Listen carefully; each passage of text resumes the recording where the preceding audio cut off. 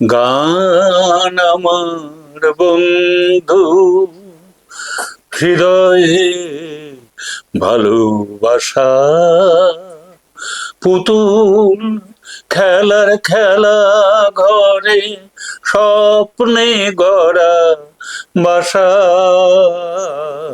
গান আমার বন্ধু। নমস্কার, আমি অভিজিৎ বলছি ইউটিউব চ্যানেল এবং ফেসবুক পেজে আপনাদেরকে স্বাগত জানাচ্ছি। আজ আমরা উপস্থিত হয়েছি বিখ্যাত যাত্রা অভিনেতা স্বর্গীয় মোহন চট্টোপাধ্যায়ের সুযোগ্য পুত্র শ্রীযুক্ত উৎপল চট্টোপাধ্যায়ের সাক্ষাৎকার গ্রহণের জন্য। আজকে আমরা উৎপলবাবুর সাক্ষাৎকার নিচ্ছি। উৎপলবাবুর যাত্রা জীবন এবং যাত্রার সঙ্গে তার বেড়ে ওঠা নানান জানা অজানা কাহিনী আজ আমরা তার কাছ থেকে শুনব। নমস্কার দাদা, আমি অভিজিৎ বলছি ইউটিউব চ্যানেল এবং ফেসবুক পেজে আপনাকে স্বাগত জানাচ্ছি। আজকে আমরা পেয়েছি মোহন চট্টোপাধ্যায়ের সুযোগ্য পুত্র উৎপল চট্টোপাধ্যায়কে। দাদার মুখ থেকে শুনে নেব দাদার যাত্রা জীবনের নানা জানা অজানা কথা। প্রথমেই দাদা, আপনার কি কলকাতা শহরেই জন্ম? না, আমার জন্ম বসিরহাটের ট্যাটরা গ্রামে। আচ্ছা, মানে আমার বাবা মোহন চট্টোপাধ্যায়, ওনারও জন্ম ওখানেই, বেড়ে ওঠাও ওখানে, আমারও তাই। আচ্ছা, মানে আমাদের পূর্বপুরুষদের বাস ওখানে, চ্যাটার্জি বাড়ি ট্যাটরাতে, বসিরহাটের ট্যাটরা গ্রামে। ওখানেই আমাদের সবারই বেড়ে ওঠা, বাবারও বেড়ে ওঠা, আমারও বেড়ে ওঠা। আচ্ছা, পড়াশুনো সবই ওখানে। আচ্ছা, আপনার জন্ম কত সালে? আমার জন্ম, আমি বাংলায় 1365 সালে পয়লা আশ্বিন, 1958। 1958। আচ্ছা, তো অদ্ভুত একটা ব্যাপার আছে, ওই পয়লা আশ্বিন দিনটা 18ই সেপ্টেম্বর পরে, 18 সেপ্টেম্বর প্রতি বছর একই হয়। 12 বছর অন্তর চেঞ্জ হয় ওই ডেটটা। আচ্ছা, মানে বিশ্বকর্মা পুজোর পরদিন 17ই সেপ্টেম্বর বিশ্বকর্মা হয়, 18ই সেপ্টেম্বর পয়লা আশ্বিন হয়। আচ্ছা, এটা প্রতি বছর এটা ক্যালেন্ডারে, হ্যাঁ একই থাকে। এটা একটা অদ্ভুত ব্যাপার। আচ্ছা, তাহলে পড়াশোনা কি ওখানেই হয়েছিল, বসিরহাটের ট্যাটরা গ্রামে? একদম প্রাথমিক থেকে কলেজ পর্যন্ত। আচ্ছা, প্রাথমিক থেকে কলেজ পর্যন্ত আপনার বসিরহাটেই কমপ্লিট হয়েছে? বসিরহাটেই কমপ্লিট। আচ্ছা, কোন স্কুলে পড়তেন আপনি?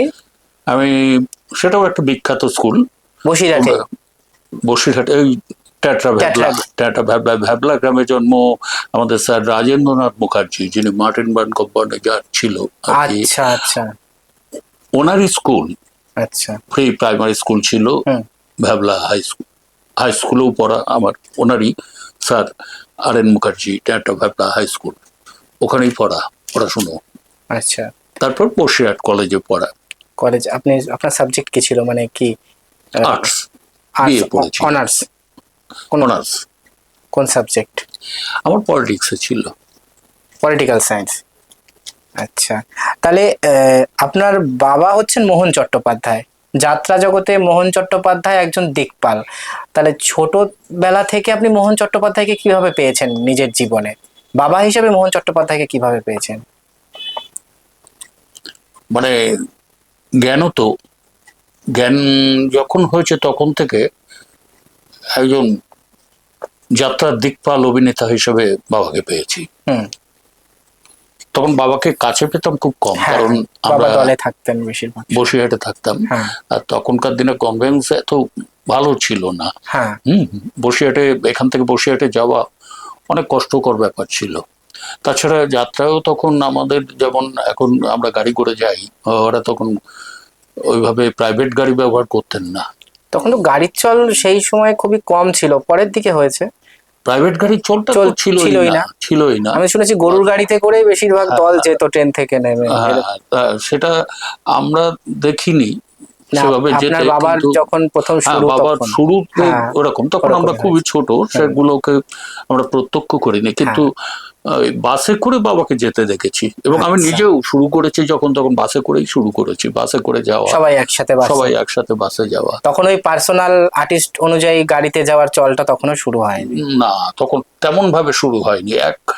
তখন বোধহয় স্বপন কুমার চড়তেন, মোহন চ্যাটার্জি, যখন আমি শুরু করেছি তখন বাবা চড়তেন আর কি প্রাইভেট গাড়িতে। এরকম কয়েকজন আচ্ছা খুব নামি দামি, শান্তি গোপাল চড়তেন, এরকম খুব নামি দামি শিল্পী দু একজন তারা চড়তেন, তাছাড়া গাড়িতে খুব কম লোকই যেতেন। তাহলে বাবার সাথে দেখা বলতে আপনার যখন দল ভাঙতো সেই সময় বাবা যখন আসতেন বাড়িতে তখন আপনার বাবার সাথে দেখা হতো নাকি? প্রায় তাই। এবার যদি আমাদের বসিরহাটের কাছাকাছি কোথাও যাত্রা হতো তখন আপনি বাবা বাড়িতে যেতেন, আমরা সেখান থেকে যাত্রা দেখতে যেতাম, এরকম এইভাবে দেখা হতো। আচ্ছা, আর আপনি কি একাই নাকি আপনার ভাই বোন আছে? আমরা 4 ভাই বোন। 4 ভাই বোন, আচ্ছা। আর আপনার মায়ের কথা কিছু বলুন। আমার মা একেবারেই গৃহবধূ ছিলেন, মায়া চ্যাটার্জি। মায়া চ্যাটার্জি, আচ্ছা, একদমই গৃহবধূ ছিলেন। 12 বছর বয়সে বিয়ে হয়েছিল মায়ের। মা আমাদের মানুষ করেছেন। আমি মানে জন্ম নিয়েছি মায়ের যখন 15 বছর বয়স তখন। আচ্ছা, হ্যাঁ, আমার ছোটবেলা থেকে একটু লম্বা চওড়া ছিলাম। আমাদের ভাই বোন বলতো অনেকেই, মানে মাকে আমাকে দেখে ভাই বোন বলতো, এরকম ব্যাপার ছিল। আর বাবার সঙ্গে দেখা হতো মানে খুব কম, খুব কম। বাবাকে দেখা মানে আমাদের কাছে প্রায় স্বর্গ পাওয়ার মতন একটা ব্যাপার হতো, এত এত কম দেখা। হ্যাঁ, এবার উনি মানে সারা বছর তো দলেই ব্যস্ত থাকতেন। তখনকার দিনে মাসের পর মাস বিদেশে চলে যাওয়া হতো, বিদেশ নয় মানে অন্য রাজ্যে চলে যাওয়া হতো, যেমন ত্রিপুরা, আসাম, কাছাড়, ওইদিকে। হ্যাঁ, ওইদিকটা যাওয়া হতো। ওইদিকে যাওয়া মানে ওখানে অন্তত 2 মাস 3 মাস প্রচুর শো। এটা আমি পড়েছি, একই জায়গাতে ওদিকে বিশাল একই বই 10 দিন করে শো হচ্ছে, এরকম ভাবে শুনেছি সব আমি। হ্যাঁ, জ্যোৎস্না দত্ত একটা ইন্টারভিউতে বলেছিলেন সোনাই দিঘি 18 নাইট একটা আসরেতেই হয়েছে। এটা মানে মানুষের ডিমান্ড তখন কতটা ছিল ওইদিকে, বিশেষ করে ত্রিপুরা, কাছাড়, এগুলো এরকমই হতো। হ্যাঁ, ওটা ত্রিপুরারই একটা উনি বলেছিলেন। লাস্ট আমি করেছি ত্রিপুরাতে একটা জায়গাতে 2টো শো করেছি। এখন তো বোধহয় সেই অর্থে আর বাইরে, মানে জিতপুরের যাত্রা বাইরে তো বোধহয় সেই অর্থে আর যায় না। মানে আগে যে ক্রেজটা ছিল আসাম, ত্রিপুরা, কাছাড়ের দিকে, এখন আর বা মধ্যপ্রদেশ ওইদিকেও তো যাত্রা যেত। হ্যাঁ, আমি গেছি। হ্যাঁ, এখন আর সেইভাবে হয়তো মানে এখন নেই বলা চলে, মানে ওইদিকে যাওয়ার ইয়েটাই নেই হয়তো। এখন আস্তে আস্তে মানে যাত্রার ব্যাপারটা তো এখন মানে সে একটা সুতোর মধ্যে ঝুলে আছে বলা চলে। মানে এই পুরনো, মানে আমাদের লোক সংস্কৃতির সব থেকে পুরনো একটা অংশ হচ্ছে যাত্রা। তো এবার সেই শিল্পীরাও আস্তে আস্তে হারিয়ে যাচ্ছে। তো এখনকার মানে সেই সদিচ্ছাটাও মানুষের মনে নেই। আর এখন সবকিছুই মানে রেডিমেড হয়ে যাচ্ছে। মানে শিল্পের দিকে আমরা নজরটা খুব কম দিতে পারছি। মানে আমরা পেশাদারিত্ব ব্যাপার বা মার্কেটিং এর দিকে মানুষ বেশি ঝুঁকছে। মানে সেই অথেন্টিক শিল্পটাকে মানে ভুলে যাওয়ারই চেষ্টা করেছে সবাই। মানে কি ভেতরে যে জিনিসটা আছে, মানে অ্যাকচুয়ালি যাত্রা কি, সেই ব্যাপারটা মানে মানুষের কাছে অতটা পৌঁছাচ্ছে না। এখন সবকিছু রেডিমেড হয়ে গেছে। তাহলে আপনার মানে অভিনয়ের দিকে আপনি কেন এলেন? আপনি ডাক্তার ইঞ্জিনিয়ার হলেন না কেন? যে বাবা অভিনয় করছে তাই আমি অভিনয় করবো, এরকম একটা ব্যাপার কি? প্রথম থেকেই এটা মানে অভিনয় ব্যাপারটা আমাকে টানতো। তার প্রধান কারণ ওটাই। আচ্ছা, বাবা অভিনয় করতো এবং বাবার এত নামডাক, এবং দেখতাম যে বাবাকে সবাই দেবতার মতো ভক্তি করে। বাবা যাচ্ছে, এবং আমি যাচ্ছি, মোহন চ্যাটার্জির ছেলে যাচ্ছে। হ্যাঁ, এটাই আমাকে খুব ইন্সপায়ার করতো, মানে যে আমাকেও এরকম হতে হবে একদম।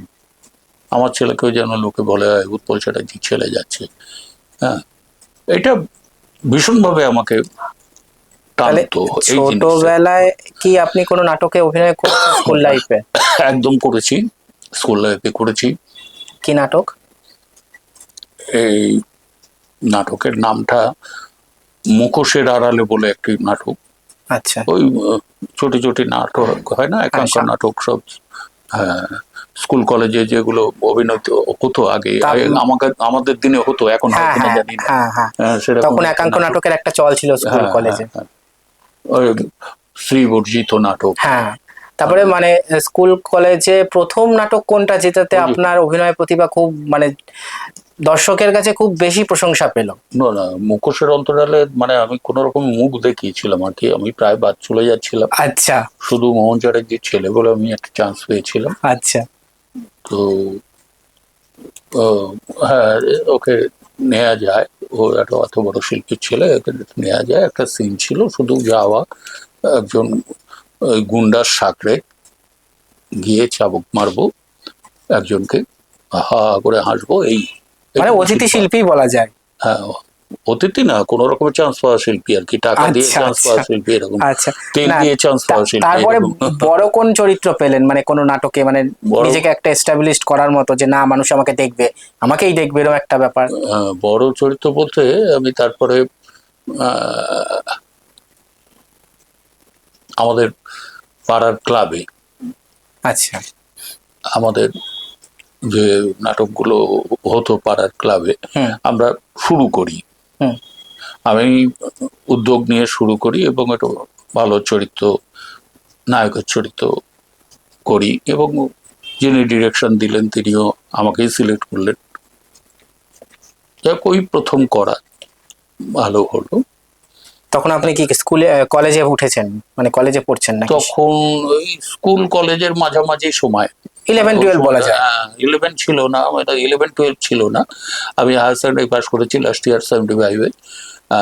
হ্যাঁ, তখন তো তারপরে আমাদের 11 থেকে তারপরে আমাদের ওই 3 বছরের ডিগ্রি কোর্স ছিল, বিয়ে। তো ওই সময় করতাম, ওই সময়টা খুবই করতাম, এবং তখন পাড়ার ছেলেদের নিয়ে একসঙ্গে, তারপর বাচ্চাদের নিয়ে নাটক করানো, এসবগুলো তখন থেকে খুব মেতে উঠেছিলাম, এবং তখন আমি লিডিং ব্যাপারটাতে থাকতাম।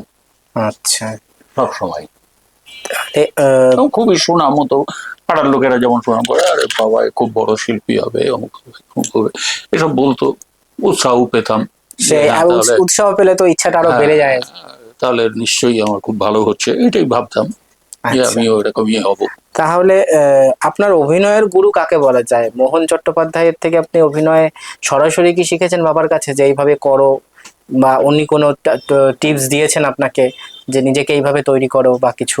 না, আগে দেননি, পরে দিয়েছেন। জন্মগতভাবে পেয়েছি আমি কিছুটা, সেটা তো অবশ্যই, যে বাবা কি করছেন ওটা দেখে দেখে মনে হতো ও এইভাবে করলে বেশি ভালো হয়, এরকম ডেলিভারি দিলে বেশি ভালো লাগে, এরকম করে হাঁটলে বেশি ভালো লাগে, এই জায়গাটায় এরকম করে তাকালে বোধহয় বেশি ভালো লাগে, সেটা মানে যেটা ভালো লাগতো সেটাকে নকল করার চেষ্টা করতাম প্রথমত। দ্বিতীয়ত আমি অভিনয় শিখি, প্রথম শেখা যেটা বলে, সেই শেখাটা হয় আমার জ্ঞানেশ মুখোপাধ্যায়ের কাছ থেকে। আচ্ছা, আমি থিয়েটারে প্রথম জয়েন করি, আমি ওই 78-এ বিএ পাস করি। বিএ পাস করার পর আমি কলকাতায় আসা শুরু করলাম, তখন আমাদের মোহন অপেরা রীতিমতো চলছে, হই হই করে চলছে। ওই বাবার সঙ্গে যেতাম, বাবা নিয়ে যেত, খুবই হয়তো কাছাকাছি কোথাও আছে, বাবার সঙ্গে গেলাম, বাবা ফিরে আসবে কলকাতার থেকেই, যাওয়া আসা, বাবার সঙ্গে গেলাম, দেখতাম, এই। আর নিজের চেষ্টা করতাম থিয়েটার করার। তারও একটা কারণ আছে, থিয়েটার করার প্রথম কারণ হচ্ছে যে আমার মা, মানে মায়া চ্যাটার্জি, উনি আমাকে যাত্রায় যেতে দেবেন না, এটাই ঠিক করেছিলেন। মানে উনি চাইতেন না যে ছেলে যাত্রা করুক। হ্যাঁ, আমি কোনো সরকারি চাকরি করি, আচ্ছা, বড় কিছু মাস্টার প্রফেসর, ইভেন আমার মাস্টারের চাকরি এসেও ছিল, আমি করিনি, জোর করেই করিনি। তো উনি সেটাই চাইতেন, মা। কিন্তু আমার মনের ইচ্ছে ছিল আমি যাত্রা করব, কিন্তু মাকেও আর কি বলা যাবে না যে মাকে হ্যাঁ আমি এইটাই করব। মাকে বোঝাতাম না যাত্রা করবো না, আচ্ছা থিয়েটার তো করা যায়, থিয়েটার তো এই কলকাতা থেকেও লোকে করে, চাকরি করেও করে, থিয়েটার তো করা যায়। তখন আমার কোনোভাবে অভিনয়ের স্বাদটা তো মেটাই, এটাই আমার মনের ইচ্ছে ছিল। তো আমি ওই থিয়েটারের পেছনে ছুটতাম। আর গ্রুপ থিয়েটার কোনোদিন করিনি তার আগে। আমি মানে গ্রুপ থিয়েটার খুব একটা ইন্টারেস্টেড ছিলাম না। আমার মনে হতো যে এখানে পাবলিক দেখবে, টিকিট কেটে দেখবে, সেই সব জায়গায় আমাকে যেতে হবে। এটা একটা মনের ইচ্ছে ছিল, জানি না সেই সময় তখন ইচ্ছেটা ছিল একটা ফেস ভ্যালু একটা তৈরি হবে যে হ্যাঁ হ্যাঁ হ্যাঁ একদমই তাই। গ্রুপ থিয়েটার করেও তো লড়াই করতে হবে, তারপরে মানে যা শুনতাম আন্দোলনের ব্যাপার, হ্যাঁ লড়াই করতে হবে দীর্ঘদিন ধরে, আস্তে আস্তে আস্তে আস্তে উঠে আসতে হবে, প্রথম থেকে হিরো হবো হিরো হবো এরকম একটা মনের ইচ্ছা ছিল। আর তাহলে লোকেদের সব মতামত শুনতাম, হ্যাঁ তোকে হিরো বলে। তাহলে অভিনয়ের গুরু বলতে জ্ঞানেশ মুখোপাধ্যায় আপনার প্রথম? হ্যাঁ আমি বলি একটু, প্রথম বলতে আমি তখন এসে ওই আমাদের অফিসে যারা কাজ করতেন তাদের মতো কোনো একজন ঘোষবাবু বলে, তিনি ফিল্ম লাইনের লোক ছিলেন আর কি, থিয়েটার লোক। থিয়েটারে তখন তো ফিল্মের লাইনের লোকেরাই বেশি থিয়েটার করতেন, তো থিয়েটারের লোকদের সঙ্গে খুবই চেনা জানা ছিল ওনার। তা আমি ওনাকেই ধরেছিলাম আমাকে একটুখানি সব পরিচয় করিয়ে দিন ওদের সঙ্গে, আমি এই করবো। উনি সব টুকটাক টুকটাক পরিচয় করিয়ে দিতেন যেখানে যা থিয়েটার। জ্ঞানেশদার সঙ্গে পরিচয় করিয়ে দিলেন। জ্ঞানেশদা বললো আচ্ছা ঠিক আছে, মোহনের ছেলে তো, ওকে আমি ঠিক কাজে লাগাবো, ডেকে নেবো। ইতিমধ্যে ওই মিনার্ভা থিয়েটারে জীবন দর্পণ নাটক হচ্ছে, সেখানেও দেখতে গেছি ওনার সঙ্গে, ঘোষবাবু ওনার সঙ্গে দেখতে গেছি। তো উনি আমাকে ওই নাটকের যিনি পরিচালক ছিলেন, ভদ্রলোকের নামটা হচ্ছে নির্মল ঘোষ। আচ্ছা, নির্মল ঘোষ। তো ওনার সঙ্গে পরিচয় করিয়ে দিলেন। উনি হঠাৎই আমাকে বললেন তুমি নাটকটা খুব ভালো করে দেখবে, দেখে কোন চরিত্রটা ভালো লাগে, নাটক কেমন লাগে আমাকে সব বলবে। আমি বললাম হ্যাঁ ঠিক আছে। আমি খুব মন দিয়ে দেখছি। উনি আমাকে হয়তো পরীক্ষা করছেন যে নাটক বুঝি কি না কেমন। হ্যাঁ আমার সেটাই মনে হচ্ছে তখন। তো গেছি, নাটক শেষ হলে ওনার কাছে গেছি, বলো কেমন লাগলো। আমি বললাম খুব ভালো। কোন চরিত্রটা সবচেয়ে ভালো লাগলো? আমি যথারীতি বলেছি হিরোর চরিত্র। তখন দেবরাজ রায় করছেন ওইটা, হিরোর চরিত্রটা। তখন উনি সত্যিকারের হিরো। হ্যাঁ একদমই একদমই হিরো তখন। তা দেবরাজ রায় করছেন। দেবরাজ রায়কে আমি বলেছি যথারীতি, দেবরাজ রায় যে চরিত্রটা করছেন অমর পালিত ক্যারেক্টারটার নাম ছিল, বললো এটাই সবচেয়ে ভালো লেগেছে। উনি হট করে বললেন তুমি এটা করতে পারবে ইনস্ট্যান্ট। আচ্ছা, আমার মানে কি হলো তখনই না বুকের মধ্যেটা কেঁপে উঠলো, পাটা গুলো কাঁপছে, কেমন একটা হচ্ছে, এ কি এরকম একটা এক কথাতেই নায়ক হতে হবে। হ্যাঁ এইরকম একটা কথা বললো, কিন্তু কিভাবে বলে দিলাম হ্যাঁ পারবো। উনি অ্যাসিস্ট্যান্টকে বললেন সিটটা দিয়ে দাও তো, শোনো দিন মুখস্থ করে চলে আসবে, হ্যাঁ তোমাকে নামতে হবে, এক সপ্তাহ বাদে নামতে হবে, এর মধ্যে আমি একটা রিহার্সাল করে নেব তোমাকে দিয়ে। তো ওই প্রথম নিয়ে গেলাম, যেতেই বাবাকে বললাম, তখন আমরা কুমারটুলি বাড়িতে থাকি, আমাদের ফ্ল্যাট হয়নি তখন। আচ্ছা, কুমারটুলি বাড়িতে, কুমারটুলি বাড়ি ছিল। তো সেখানে বাবাকে গিয়ে বললাম যে এই ব্যাপারে। বললো দোষ তুই কখনো পারিস, তুই জীবনে কোনোদিন প্রফেশনাল মঞ্চে উঠেছিস? হবে না। বাবা ভয় পেয়ে গেছে। সত্যিই তাই, স্বাভাবিক। একটা প্রফেশনালি হিরো হওয়া, একটা লোকে টিকিট কেটে দেখবে, আবার যেটা সঙ্গত কারণেই ভয় পেয়েছেন, পেশাদার থিয়েটারের ব্যাপার। কিন্তু আমি তো আনন্দে মারছি যে আমি করব, এরকম আমাকে বলেছেন, নিশ্চয়ই হবে বলেই বলেছেন। একদমই। বাবা ওনাকে ফোন করলেন, তখন ল্যান্ড ফোনে ফোন করলেন ওনাকে, ওকে ও করেনি, ও পাড়ায় সব অভিনয় টভিনয় করেছে, এখনো কোনোদিন মঞ্চে ওঠেনি, ওকে ঠিক হবে না এরকম চরিত্র। আপনি বলছে সেটা তো আমি বুঝবো, তুমি ছাড়ো না। দেখো না, আমি বুঝবো বলে আমি একটা রাতের মধ্যেই ওই চরিত্রটা মুখস্থ করে ফেললাম। এবং রিহার্সাল ডেকেছিলেন, ওই এক সপ্তাহের মাঝে একদিন রিহার্সালে ডেকেছিলেন। আচ্ছা, সেদিন ওই হিরোইন ছিলেন কল্যাণী মণ্ডল, কল্যাণী মণ্ডল হ্যাঁ। তখন হিরোইন, আর একটা হিরোইন ছিলেন শীলা মজুমদার, দুটো হিরোইন ছিলেন। তো ওরা কেউ রিহার্সালে এলেন না, নতুন ছেলের সঙ্গে কি রিহার্সাল করবে, এরকম একটা ব্যাপার, এলেন না। আর দ্বিতীয়ত ওই দিনই নির্মল বাবু মানে যিনি পরিচালক, ওনার বৌদি মারা গেলেন।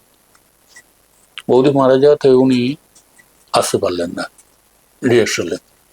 তো অ্যাসিস্ট্যান্ট ডিরেক্টর যিনি, অশোক বাবু নাম ছিল, তিনি আমাকে কম্পোজিশন গুলো করালেন, রিহার্সাল করালেন, করিয়ে এরকম বোধহয় শনিবার ছিল, সেই দিন আমাকে নামতে হবে, বললো ওই দিন আগে একটু রিহার্সাল করে নেওয়া হবে আর্টিস্টদের সঙ্গে।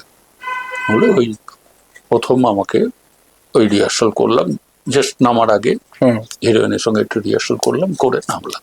ওই প্রথম আমার মঞ্চে নামা। তারপরে রিহার্সাল মানে নাটক শেষে নির্মল বাবু এসে আমাকে বুকে জড়িয়ে ধরেছিলেন, বলেছিলেন আমি মানে প্রথম রজনীতেই বাজিমাত। হ্যাঁ, এবং উনি বলেছিলেন আমি জানতাম তুমি সব পারবে, সবটা পারবে, কিন্তু আমার একটু ভয় ছিল রোমান্টিক সিনটা নিয়ে, কারণ আমি তার আগে মেয়েদের সঙ্গে অভিনয় করিনি।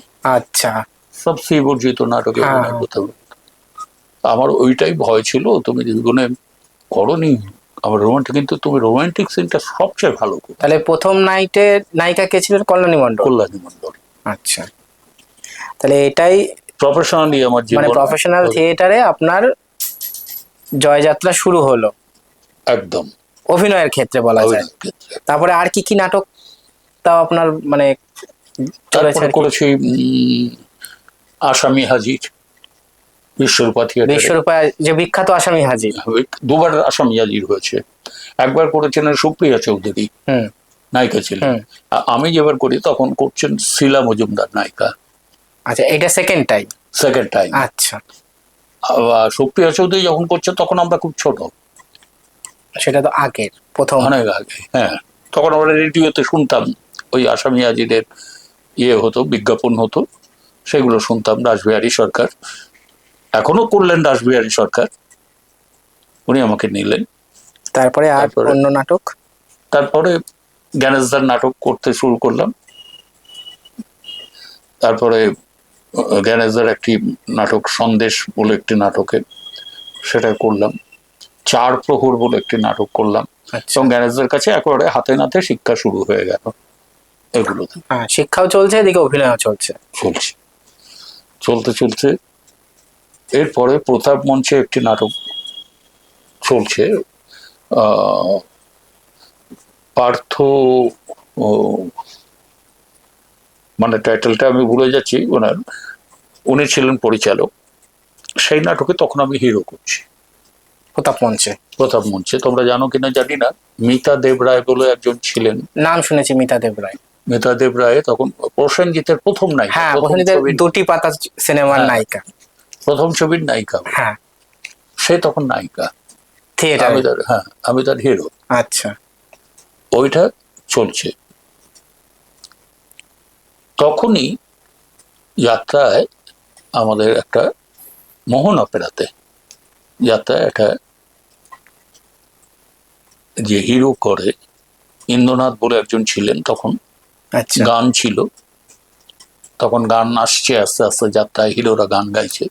মানে আমাদের বাবাদের সময় হিরোরা গান গাইতেন, তখন বিবেকের প্রাধান্যটা বেশি, বিবেকের প্রাধান্য ছিল। এরপরে আসছে তখন সবে গান আসছে ওই হিরো গান গাইতেন।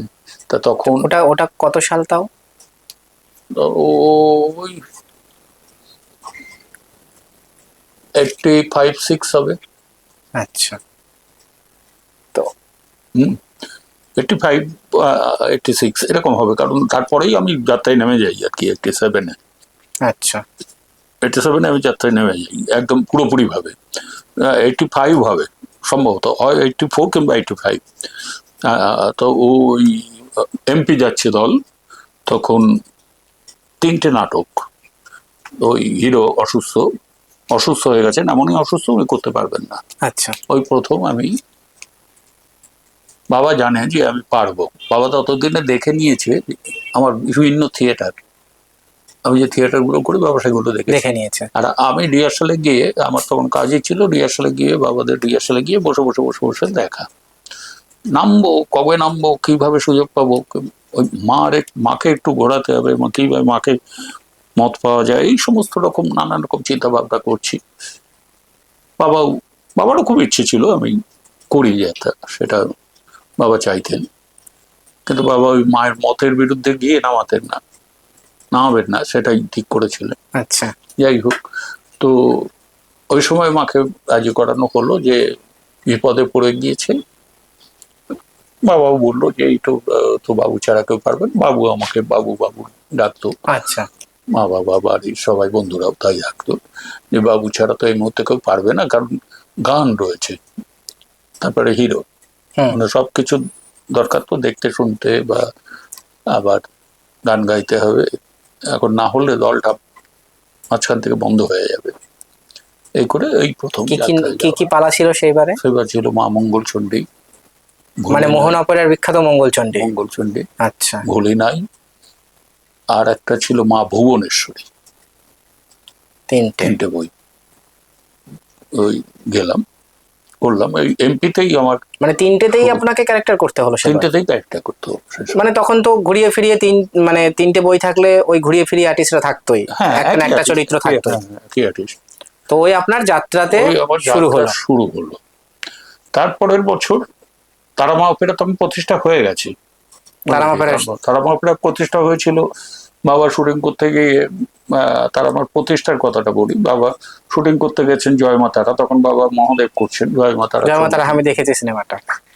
তো সেখানে গুরুদাস বন্দ্যোপাধ্যায়ের সঙ্গে বাবা পরিচয়, উনি তো করতেন, মামা খাবাটা করতেন, তো ওখানে পরিচয় হতে হতে কথাবার্তা হতে হতে বলছে যাত্রা করুন, বললো আপনি নিন আমি তাহলে করবো, বললো নেবো তাহলে আপনি আসুন, আমি তাহলে একটা দল করবো।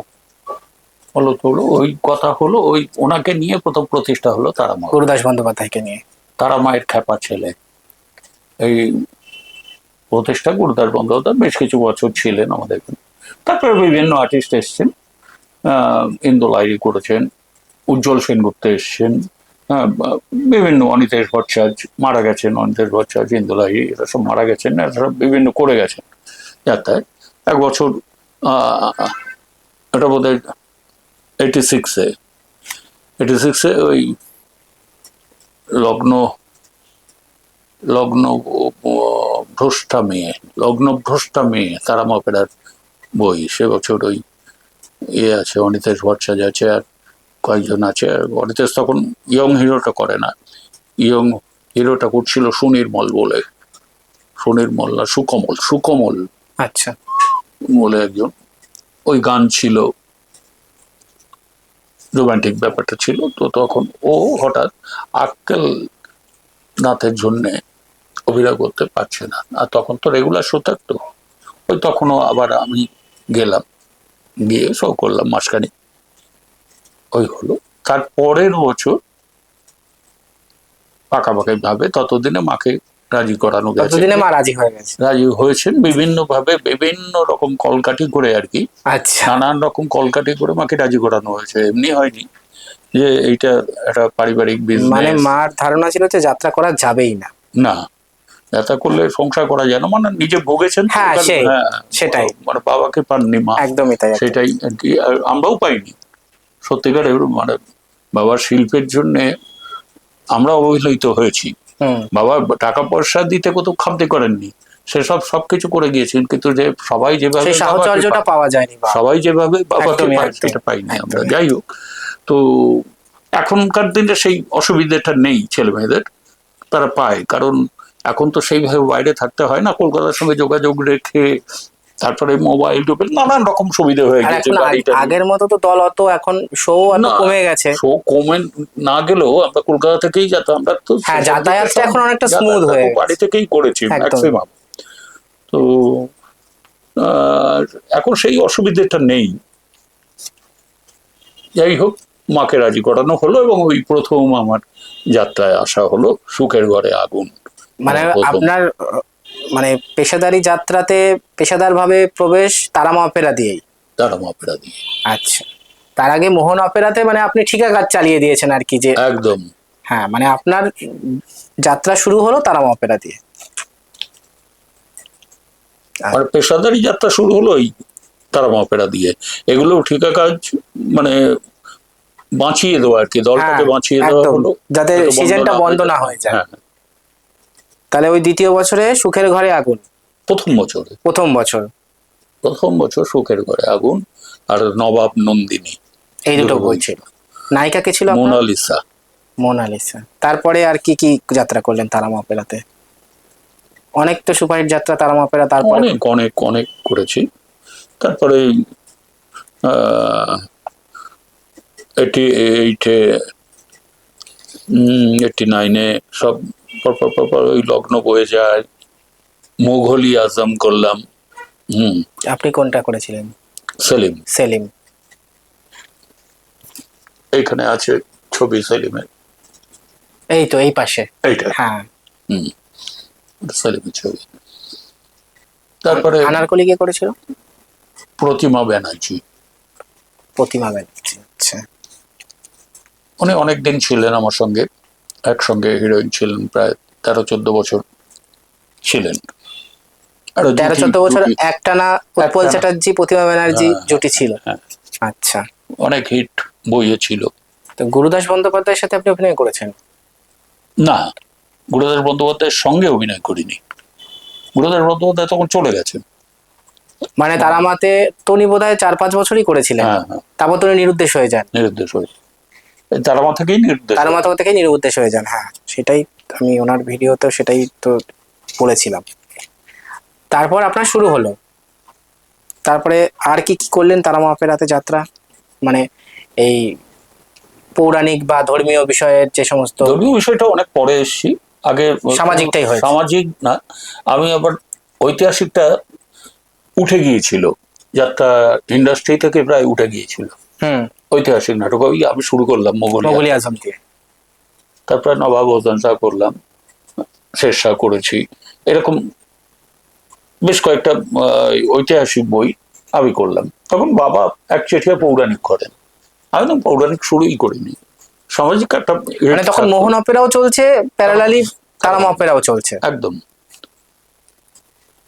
বাবা প্রায় শেষের দিকে, যখন মানে প্রায় শেষ করে এনেছেন, এবার অবসর নেওয়ার সময় হয়ে গেছে, তখন আমার ওই প্রথম ইচ্ছে হলো যে এটা করি। প্রথম আমার করা এই রামকৃষ্ণ ঠাকুর শ্রীরামকৃষ্ণ না, প্রথম করা হচ্ছে মহাপ্রভু। তখন কি মোহন চট্টোপাধ্যায় বেঁচে আছেন? হ্যাঁ, মহাপ্রভু করলাম। তারপরে শ্রীরামকৃষ্ণ, বহুদিন ধরে শ্রীরামকৃষ্ণ করেছি। মানে আপনার এই পাগল ঠাকুর শ্রীরামকৃষ্ণ, তারা মায়ের খেপা ছেলে করেছি, লোকনাথ করেছি, বিবেকানন্দ করেছি, ইত্যাদি ইত্যাদি। আচ্ছা, তারপর সন্ন্যাসী রাজার ভাবনাটা কিভাবে এলো? মানে এর আগে তো উত্তম কুমারের বিভিন্ন সিনেমা যাত্রায় স্বপন কুমার করেছেন। হ্যাঁ, সন্ন্যাসী রাজাও কি উনি করেছিলেন? সন্ন্যাসী রাজাও উনি করেছিলেন, কিন্তু উনি গান গাইতে পারতেন না। হ্যাঁ, আমি গানগুলো গেয়েছি, প্রত্যেকটা গানই গেয়েছি আমি, এবং অধিকাংশ সিনেমার গানগুলো খুব হিট ছিল। তো গানগুলো অধিকাংশ সিনেমার গানগুলো, ওই গানগুলোকে বাদ দিয়ে নতুন গান বসানোটা, মানুষের কাছে পৌঁছানোটা, কিছু বসেছিলাম, কিন্তু মৌলিক গান কিছু যাত্রা রেখেছিলাম, কিন্তু অধিকাংশ সিনেমার গানগুলোকে রেখেছিলাম। এবং ওই সেটিং করে তুমি দেখেছো কিনা জানি না, এখনো ইউটিউবে তো দেখেছি আমি। দেখতে পারো। আমার প্রধান কারণ হচ্ছে, মানে আমি যখন অভিনয় করতাম তখন অনেকেই আমাকে বলতেন আর কি, যে লোকটা উত্তম কুমার আসছে। একদমই কম বয়সের ছবিগুলো দেখলে তাই মনে হয়, বলতেন। ওইখান থেকে আমি একটু উদ্বুদ্ধ হই প্রাথমিকভাবে। দ্বিতীয়ত সন্ন্যাসী রাজার সাবজেক্টটা আমার ভীষণ ভালো লাগে। ক্যারেক্টারটার অনেক শেডস আছে। হ্যাঁ, ভালো লাগে। আর গানগুলো আমি নিজে মান্নাদের ভক্ত, তো আমার খুব পছন্দের গান। এমনি গাইতাম, ফাংশনে টাংশনে গাইতাম আগে। আপনি কিন্তু কি মানে গানের তালিম নিয়েছেন? গানের তালিম নিয়েছি, অবশ্যই নিয়েছি। হ্যাঁ, মানে আপনি এতদিন নায়কের অভিনয় করেছে, সেক্ষেত্রে তো তালিম তো দরকার। হ্যাঁ, তালিম নিয়েছি, কিন্তু অনেক বড় বয়সে। আমি তালিমটা নিই যখন প্রথম আমার ছোট বোন, ওই ছোট বোনের আমার রিসেন্ট হলো, মানে পেসমেকার বসলো। আচ্ছা, সেই জন্যই খুব মনটা খারাপ ছিল। আচ্ছা। রিসেন্ট, মানে এখনো সেলাই খোলা হয়নি। উনি কি কলকাতায় থাকেন? হ্যাঁ, সল্টলেকে থাকেন। আচ্ছা, আচ্ছা। ওর কাছ থেকে আমার গান শেখা প্রথম। ও প্রথমে গান শিখলো ছোটবেলায়, মানে অনেক বড় বয়সে বলতে তখন ওই স্কুলের বড় ক্লাসে পড়ি, 9-10-এ পড়ি, সেরকম সময় শেখা আমার। ও তখন খুব ছোট, ও হচ্ছে 10 বছরের ছোট। তাহলে আমি 9-এ পড়ি, মানে ও তখন কত ছোট চিন্তা করতে পারছো নিশ্চয়ই। তখন ক্লাস 1-এ পড়ে, কিংবা সবার ছোট। তো ও গান শেখা শুরু করলো, এবং ওকে দেখে খুব ইচ্ছে হলো গান শিখবো। আর ওর কাছ থেকেই শেখা। বোনের সাথে সাথে আপনারও শেখা? হ্যাঁ, ওর কাছ থেকে আমার শেখা। ও মাস্টারের কাছ থেকে শিখতো, ওর কাছ থেকে আমার শেখা। এই হচ্ছে প্রথম শেখা। তারপরে আমি গান শিখি এখানে কলকাতায় দেবীরঞ্জন বন্দ্যোপাধ্যায়, অভিজিৎ বন্দ্যোপাধ্যায়, এদের কাছে শিখি। যেহেতু আমি গাইবো, আমি একদমই তাই গাইবো, এই জন্যই আমার শেখা। তারপরে যাই হোক, দেন ওই চলতে শুরু করলো। আর ওই সন্ন্যাসী রাজার কারণটা হচ্ছে ওইটা, সুন্দর সুন্দর গান আছে, আর সাবজেক্টটা খুব ভালো লাগলো, এবং সুপার হিট হয়ে গিয়েছিল। এবং এমন কথা শুনেছি, প্রথম শো আমার ইয়েতে, এই ফণীভূষণ বিদ্যা বিনোদ মঞ্চে হচ্ছে, আমার সন্ন্যাসী রাজার লাস্ট সিন ছিল, অডিয়েন্সের মধ্যে দিয়ে নেমে হেঁটে বেরিয়ে যাচ্ছে। এটা ছিল আমার সিন। আমাকে লোকে যেতে দিচ্ছে না, এরকম পায়ের উপরে পড়ে গেছে, সব ছুটে এসে পায়ের উপর পড়ে গেছে, এবং বলছে দাদা আজ, মানে জড়িয়ে ধরে কাঁদছে, আর মনে হচ্ছে দাদা, ও মনে হচ্ছে উত্তম কুমার মারা যাননি। একদমই ওইটা শুনেই আমিও, কারণ আপনার ক্যারেক্টারিস্টিকের সাথে চরিত্রটা খুব ভালো জাজমেন্ট হয়েছে, মানে আপনার চেহারা, আপনার হাইট, সব দিক থেকে সেটাই তো খুব মনে হয়েছিল। খুব আনন্দও পেতাম করে, লোকে যখন এই কথাগুলো বলতো। একদমই আনন্দ পাওয়ারই তো কথা। হ্যাঁ, মানে লোকে উত্তম কুমারের সঙ্গে তুলনা করছে, এটা একটা বিরাট ব্যাপার আমার কাছে। তাহলে ওইটা একটা মেমোরেবল ঘটনা, অবশ্যই। মানুষ ওইভাবে একাত্ম হয়ে গেছিল একদম সন্ন্যাসী রাজাতে। আর কোনো ঘটনা যেটা মানে আপনার মনে এখনো দাগ কেটে যায় যাত্রার অভিনয়ে, মানে যাত্রা জীবনে আপনার আর কি? যাত্রা জীবনে অনেক ঘটনা আছে, সেটা বলতে গেলে তোমার মানে বিশাল সময় লাগবে। না, আপনার মানে সব থেকে যেটা আপনি মনে করছেন বলা যায়। মনে করছে, ধরো যাত্রা করতে গিয়ে কোনো এক সময় এখান থেকে সামান্য রাস্তা, এই হাওড়া আমতা, হ্যাঁ, এখান থেকে 1 ঘন্টার রাস্তা, 1 ঘন্টা 1.5 ঘন্টার রাস্তা। সন্ধ্যে 7টায় শো। আমি এখান থেকে 2টোর সময় বেরিয়েছি। তখন একটু আগেই বেরোনো হতো, কারণ জ্যাম হতো। তো দিনটা ছিল 1 জানুয়ারি, সেদিন কল্পতরু উৎসব থাকে। তখন আমাদের ওই দ্বিতীয় হুগলি সেতু হয়নি, আর এদিকে বিবেকানন্দ সেতু হয়নি, আর এই এটা বালির যে সেতুটা, ওইটা নিবেদিতা সেতু, সেটাও হয়নি। তখন ওই পুরোনো বালি ব্রিজ, বালি ব্রিজ আর হাওড়া ব্রিজ। এই ওই বালি ব্রিজে এত জ্যাম, ডানলপ থেকে পুরো জ্যাম, ডানলপ কেন, ওই চিড়িয়ামোড় থেকে জ্যাম, পুরোটা জ্যাম হয়ে আছে। পৌঁছতে বিভিন্ন রকম ভাবে লাস্ট ট্রেনে করে হাওড়ায় এসে, আবার ট্রেনে করে, আবার ওখান থেকে ট্যাক্সি নিয়ে, নানান রকম করে যেতে টাইম উতরে গেছে, যাত্রা শুরু হয়ে গেছে, আমি পৌঁছতে পারিনি।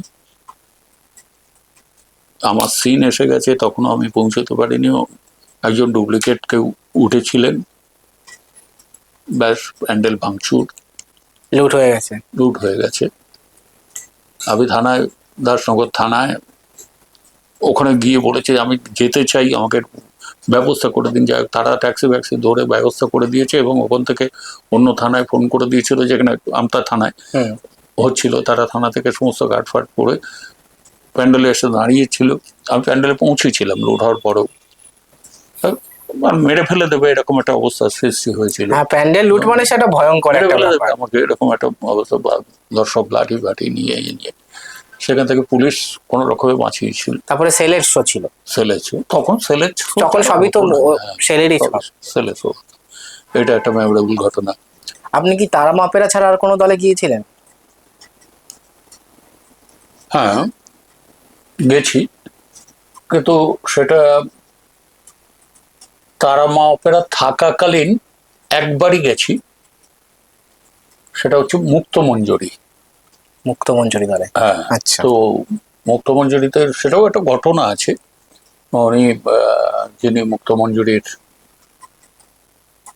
যিনি প্রডিউসার, উনি বললেন আমার একটা শখ যে যাত্রার টপ 12টা শিল্পীকে নিয়ে একটা দল করব, আর টপ সেটিং হবে একটা। হ্যাঁ, তো উনি এসে, তখন বাবা বেঁচে ছিলেন, বাবাকে অনুরোধ করলেন যে দাদাকে দিন, আমি নেই, একটা করি 1 বছর তারামা অন্য শিল্পী দিয়ে চালান। ওই 1 বছর তারামা থাকাকালীন, তারপর তারামা যখন বন্ধ করে দেয়, তারপরে মঞ্জুরিতে কি পালা করেছিলেন? শেষ রাতের সানাই। আচ্ছা, বিখ্যাত সামাজিক যাত্রাপালা শেষ রাতের সানাই। শেষ রাতের সানাই, আচ্ছা, ওটাতে আপনি হিরো ছিলেন? ওটাতে আমি হিরো। তার নায়িকা কে ছিল তার সাথে? নায়িকা ঝুমা মুখার্জি ছিল। ঝুমা মুখার্জি, আচ্ছা। ওই একবারই? ওই একবারই, মানে তারামা অপেরা থাকাকালীন। তারপর তারামা, মানে আপনার জীবনে 3টে যাত্রা দল, মোহন অপেরা, তারামা অপেরা আর মুক্তমঞ্জুরি? না, আরেকটা আছে পরের দিকে, পরে, মানে সেটা তারামা অপেরা বন্ধ করে দেওয়ার পর, তারপরে তারামা অপেরা কবে বন্ধ হয়েছে? তারামা অপেরা বন্ধ হয়েছে লাস্ট আমি করেছি বোধহয় 17,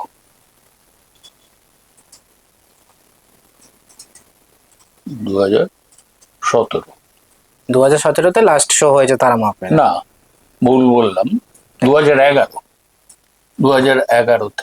আচ্ছা, 17-তে আমি লাস্ট যাত্রা করেছি পেশাদার। তার মানে 11-র পর আপনি অন্য দলে একবারই গেছিলেন নাকি? 11-র পর না, ভৈরব অপেরাতে একবার গেছি, তারপরে মা তারা অপেরা, ওরা একটা নাম দিয়েছিল, সেই দলে গেছি। আর একটা দলেও গেছি, তারাও ওই মানে তারামা নাম দিয়েই করেছিল। আপনার তারামা নয়? না, আমার তারামা নয়। আচ্ছা, তাহলে আপনার মানে শেষ পেশাদার কোন দলে, মানে পেশাদার যাত্রায় আপনি যে অবসর নিলেন আর কি, যে তারপরে আর পেশাদারে গেলেন না, সেটা কোন দলে লাস্ট? ওই তারামা, তারা মানে সেটাও তারামা অপেরা। আচ্ছা, সেটা কোন, মানে কি যাত্রা ছিল সেবার? সেবারও ছিল এই ঠাকুর শ্রী রামকৃষ্ণ। আচ্ছা, মানে রামকৃষ্ণের চরিত্র করে আপনি পেশাদার যাত্রায় সে জীবন শেষ করলেন? আচ্ছা, তাহলে মোটামুটি এটা আপনার যাত্রা জীবন, মানে মোটামুটি পেশাদারে এই অবধি। তারপরে আপনি এমনি কোনো কলসো টলসো করেছেন 2017-র পরে যাত্রাতে? হ্যাঁ, কলসো অনেক করেছি, তবে বেশিরভাগই ওই ঠাকুর শ্রীরামকৃষ্ণ অথবা নটি বিনোদিনী। রামকৃষ্ণের চরিত্রটাই তারপর থেকে মানে এখন আপনার বেশি করা? আচ্ছা। আর এমনি যাত্রা করতে গিয়ে এমন কোনো, মানে অনেক সময় হয় না যে বিপদ আপদ তো মানুষের বলে কয়ে আসে না, তো কোনো এরকম কোনো ঘটনা আছে কি যে কোনো দুর্ঘটনা ঘটেছে, আপনি কোনো দুর্ঘটনায় পড়েছেন, এরকম কোনো? নয়, অনেকগুলোই ঘটনা আছে। প্রথমত বলি যে কোনো একদিন, কোনো এক সময় আর কি, যাত্রা করতে যেতে গিয়ে আমি গাড়ি চালিয়ে যাচ্ছিলাম, ক্ষণিকের অন্যমনস্কতায় একদম লরির সঙ্গে মুখোমুখি, মানে ধাক্কা মেরে দিয়েছিলাম। যা, এবং সেখান থেকে মানে একটা ঠাকুরের অদ্ভুত কৃপা আছে, আমার জীবনে অনেকবার ঘটে গেছে, যার জন্যই ঠাকুরের প্রতি এত অনুরক্ত হয়ে পড়েছি হয়তো। মানে অনেক ফাড়া কেটেছে আপনার? অনেক শুনলে তোমরা মানে আশ্চর্য হয়ে যাবে। একদম লরির সঙ্গে দিল্লি রোডে মুখোমুখি, রাত্রি 3টের সময়, তখন ওই সিঙ্গেল রোড, এসব রাস্তা হয়নি, মুখোমুখি। আমার সামনের চাকাটা তখন অ্যাম্বাসাডার, চালাচ্ছি আমি, আমার সামনে চাকাটা খুলে নিয়ে বেরিয়ে চলে গেছে, গাড়ি আমি দুমড়ে মুচড়ে গেছে। আর কেউ ছিল গাড়িকে আপনার সাথে? হ্যাঁ, 4 জন ছিলাম গাড়িতে। আমি, আমার পাশে হিরোইন, পেছনে আমার ড্রাইভার শুয়ে আছে, ড্রাইভার অসুস্থ ছিল। আপনি চালাচ্ছিলেন? হ্যাঁ, আর একজন আর্টিস্ট ছিল। তা তারা ওই সেই দুজনই মারা গেছে, ড্রাইভারও মারা গেছে, মানে আরও সেই আর্টিস্টটাও মারা গেছে। মানে অ্যাক্সিডেন্টে মারা যায়নি, তারা পরে অন্যভাবে আর কি মারা গেছে। কিন্তু ওই অ্যাক্সিডেন্টে কারোর কোনো রকম কিচ্ছু হয়নি। ঠাকুরের গাড়িটা, আশীর্বাদ। ঠাকুরের আশীর্বাদ। এবং গাড়িটা একদম ড্যামেজ হয়ে গিয়েছিল, সে গাড়ি নিয়ে আর যাওয়াই গেল না। কলকাতা থেকে অন্য গাড়ি গেল, তো আমরা শো জয়েন করলাম। ডাকাতের হাতে পড়েছিলাম একবার, শো করে ফেরার সময়। শো করে ফেরার সময় পড়েছি। এবং শো করে আমরা আছি এক যে রানীগঞ্জে একটা স্কুল বাড়িতে আছি, আমাদের টোটাল দল পিকনিক হবে বলে ওখানে থাকা হলো। পরের দিন কাছাকাছি শো আছে, কাছাকাছি বলতে দুমকা, মানে রানীগঞ্জ থেকে কাছাকাছি হয়, কলকাতায় ফিরে আবার যাওয়াটা অনেক বেশি হয়ে যায়, সেই জন্য ওখানে থাকা হলো। ওই দিন শো ছিল না, ওখানে পিকনিক হবে। পিকনিক হলো, পিকনিক হওয়ার পরে রাত্রিতে শুয়ে আছি, ডাকাত এলো, এসে ঢুকলো, সমস্ত ঘরেই ঢুকেছিল। পরে শুনলাম লাস্ট আমার ঘরে যখন ঢুকলো, আমি শুয়ে আছি, আমার দরজাটা খুলে রেখে শুয়েছে। স্কুলে সবাই আছি, কি এক ব্যাপার, দরজাটা খোলাই ছিল। দরজায় এসে কড়া নাড়ছে আমার ম্যানেজার, ওই বাবুদা বলেই ডাকতো আমাদের, আমার সব পুরোনো নামেই ডাকতো ওরা, ম্যানেজাররা। তো আমি বললাম দরজা খোলা আছে, চলে আয়। ঘুম চোখেই বলেছি, জানি ভোরবেলা গাড়ি ছাড়বে, সেই জন্য বোধহয় ডাকতে এসছে। হঠাৎ ঘুম ভাঙলো যে চোখে টর্চের আলো, আর দুটো হাত এরম ছিল, দুটো হাতের উপরে দুটো পা, আর বুকের ওপর রিভলভার। আমার ঘুম ভাঙলো। ঘুম ভাঙার পরে হাতের থেকে আংটিগুলো খুলে নিল। মানে আপনার চোখ খুলে একটা ক্লাইম্যাক্স দেখতে পেলেন? হ্যাঁ, অন্ধকারের মধ্যে শুধু আমি দেখতে পাচ্ছি না কিছু, দুটো পা ওই হাতের উপরে, কিন্তু বোঝা যাচ্ছে যে আপনি কারোর কাছে আটকা পড়ে গেছেন। দুটো পা এই হাতের থেকে ইয়েগুলো খুললো, ব্যাগের থেকে টাকা পয়সা যা ছিল নিয়ে নিল, নিয়ে আমাকে নিয়ে চললো, পিঠে পিস্তল ধরে বললো এটাকে মেরে দে, এটাকে মারলেই সব ঠিক আছে। আচ্ছা, যা পাওয়া যাচ্ছে না সব বেরিয়ে যাবে বলে নিয়ে যাচ্ছে হাঁটতে হাঁটতে। তখন আমার মনের এক অদ্ভুত অবস্থা হলো যে কোথায় আমি, কে, কোনো চিন্তা আসছে না। একটু বাদেই তো মরে যাবো এরকম একটা মনে হচ্ছে, শুধু মরার আগে এরকম লাগে মানুষের। এই মনে হতে হতে হতে হতে ওরা আমাকে একটা ঘরে ঢুকিয়ে দিয়ে বন্ধ করে দিল। স্কুলেরই একটা ঘরের মধ্যে, অন্ধকার, কিচ্ছু দেখা যাচ্ছে না, বন্ধ করে দিল।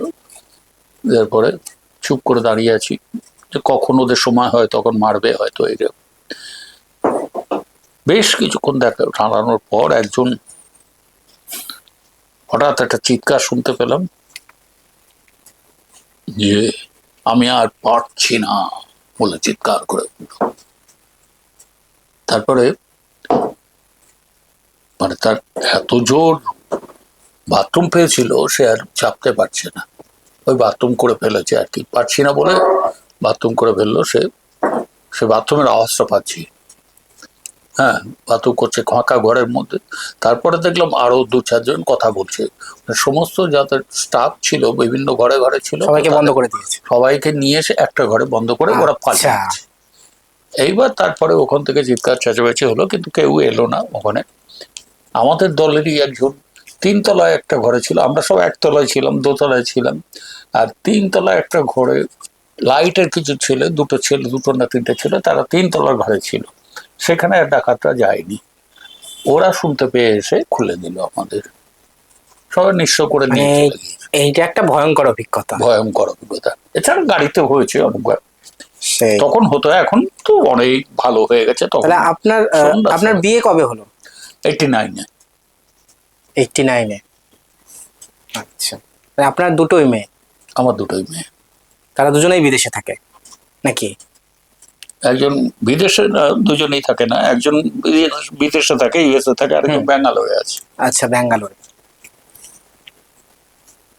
তাহলে আপনার যাত্রা জীবনের তো আমরা অনেক কথাই শুনলাম, এইবার শেষের দিকে চলে এসেছি।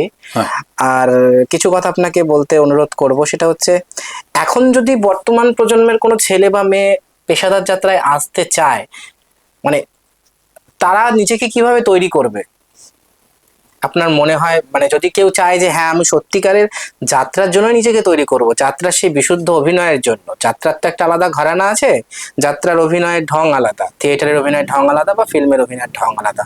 তো সেক্ষেত্রে এখন বর্তমান প্রজন্মের অভিনেতা অভিনেত্রী যারা যাত্রায় আসতে চাইছে তাদের জন্য আপনার কি বার্তা থাকবে? এখন তো একটা ভালো সুযোগ হয়েছে যাত্রায় যারা আসতে চাইছে, সরকার থেকে একটা করে শিবির করা হচ্ছে যে যাত্রা প্রশিক্ষণ, হ্যাঁ যাত্রা প্রশিক্ষণের জন্য। আমাদের সময় তো এসব ছিল না। আমাদের সময় ওই আমরা দেখে দেখে যা শিখতাম, তাছাড়া ওই রিহার্সালের সময় খুব জোর দিয়ে শেখানো হতো। কিন্তু এখনকার ছেলেপেলেরা শুনেছি তাদের অতটা আগ্রহ নেই। তারা প্রথমে এসেই বেশ একটা বড় ব্যাপার, আমরা অনেক কিছু জানি, হ্যাঁ অনেক কিছু জানি এরকম ব্যাপারটা দেখায়। কিন্তু ওই প্রশিক্ষণ তো শিবির হয়েছে, এখানে সমস্ত সিনিয়র শিল্পীরা প্রশিক্ষণ দিচ্ছেন শুনেছি। তাহলে মানে সর্বপ্রথম এটাতেই এগিয়ে যাওয়া উচিত আসতে গেলে। যদি যাত্রা করব এটা মনে হয় কারোর, তাহলে প্রথমে এই প্রশিক্ষণটা নেওয়া উচিত আমার মনে হয়। এই শিল্পটা একেবারেই আলাদা। সিনেমা এবং এই যে সিরিয়াল দেখি এবং থিয়েটার দেখি তার থেকে একেবারেই আলাদা। আরেকটা ব্যাপার হচ্ছে উত্তম সুচিত্রার একটা ইনফ্লুয়েন্স আপনার জীবনে রয়েছে, বা আপনার বাবা স্বর্গীয় মোহন চট্টোপাধ্যায় সুচিত্রা সেনের যে শেষ ছবি প্রণয় পাশা, তার প্রযোজক ছিলেন। তো সুচিত্রা সেনের সাথে কি আপনার সামনাসামনি দেখা হয়েছে? হয়েছে, কথা হয়েছে? হ্যাঁ কথা হয়েছে। মানে ওনার বাড়িতে, বালিগঞ্জ প্লেসের বাড়িতে? না না না, ওটা হচ্ছে সম্ভবত টেকনিশিয়ান স্টুডিওতে। তখন মানে স্টুডিও টুডিও আর মাথায় নেই। তখন আপনার বয়স কত? তখন আপনি কলেজে পড়ি কি, তার বোধহয় মানে 20-21 হবে আপনার তখন? হ্যাঁ খুব বেশি হলে, হ্যাঁ খুব বেশি হলে তাই হবে। ওই এজে সুচিত্রা সেনকে দেখা মানে ওই সময় হ্যাঁ মানে সে স্বপ্ন দেখার মতো। হ্যাঁ স্বপ্নের থেকেও বেশি কিছু। হ্যাঁ স্বপ্ন দেখার মতনই মনে হচ্ছে। এই কি, এটা সুচিত্রা সেন, এরকম সামনে থেকে দেখছি, এরকম পাশাপাশি বসে এরকম। মানে আমার যখন বাবা নিয়ে গিয়েছে আমার হাত পা কাঁপছে। বলছি পাঁটা ছাগলের মতো কাঁপছিস কেন? সামনে যে আছে কাপারই তো কথা।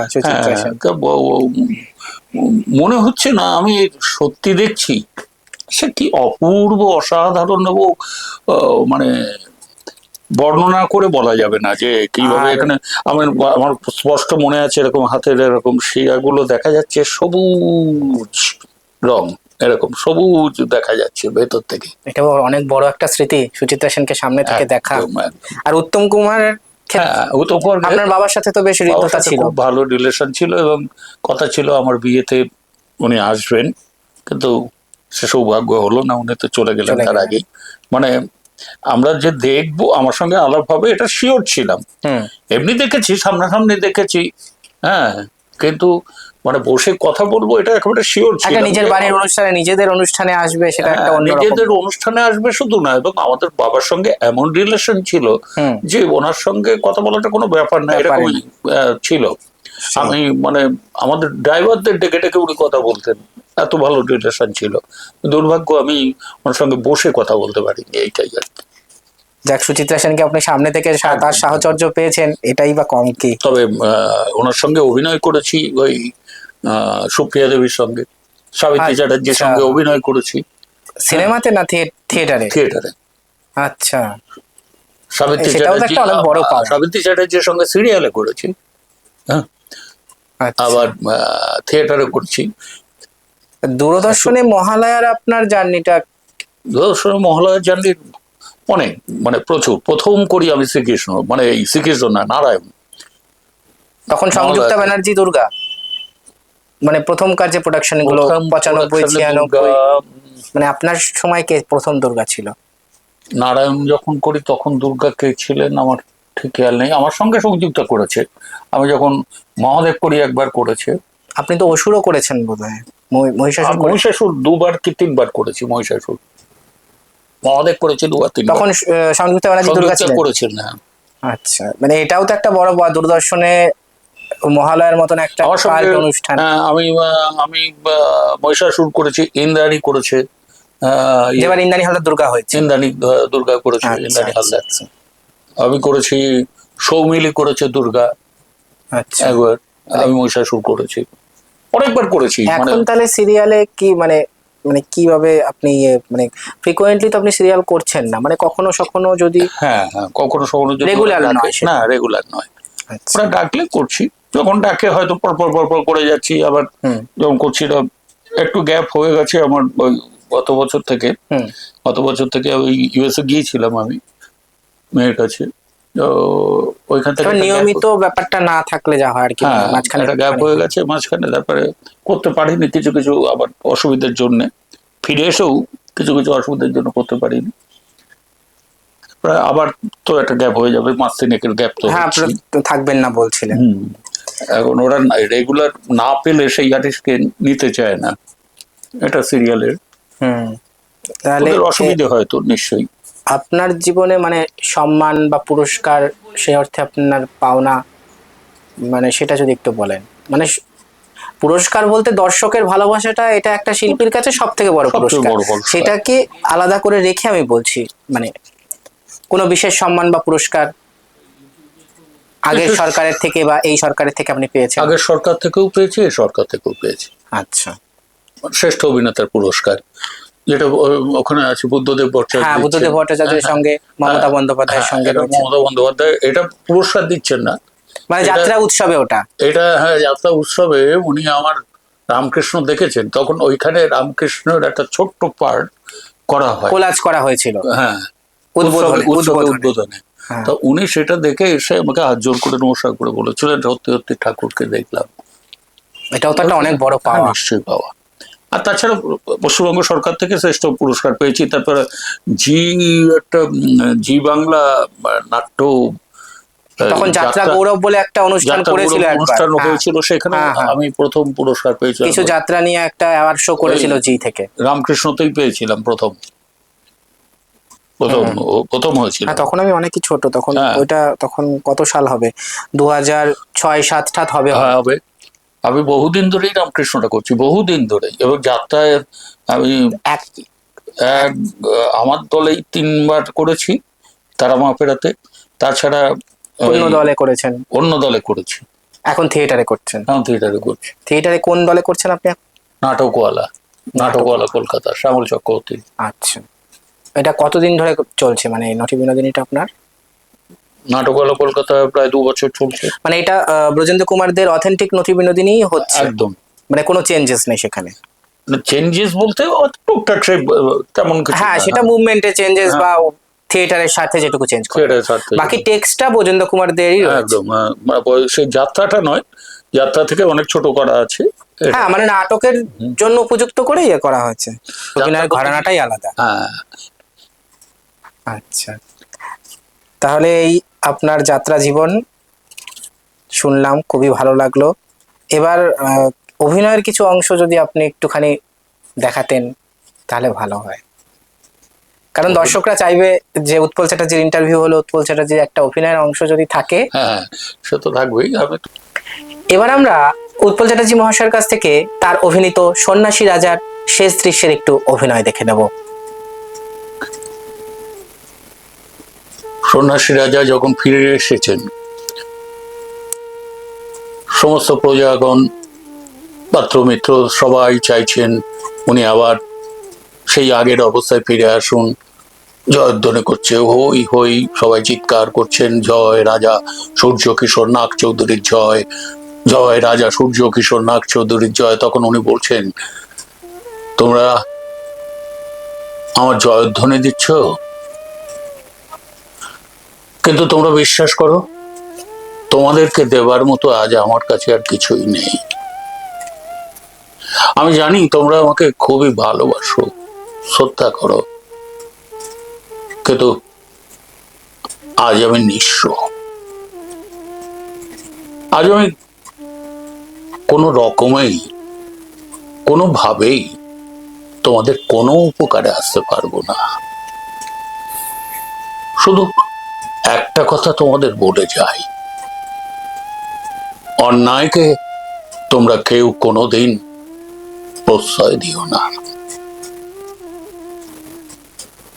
অন্যায়ের বিরুদ্ধে তোমরা সবাই একজোট হয়ে লড়বে। অত্যাচারী কাউকে কোনো দিন ক্ষমা করো না, কোনো দিন না। তোমরা বিশ্বাস করো, রাজার সাজতে আর আমি চাই না। ওই রাজবাড়ি, রাজ ঐশ্বর্য, রাজ বৈভব কোনো কিছুতেই আমার আর কোনো মোহ নেই। কিন্তু তবুও আমি এখানে থাকবো। আর কেন থাকবো জানো? তোমাদের প্রতি যে অত্যাচার চলছে তার প্রতিবাদ না করে চলে গেলে সেটা আমার পক্ষে খুব বড় অধর্ম হবে।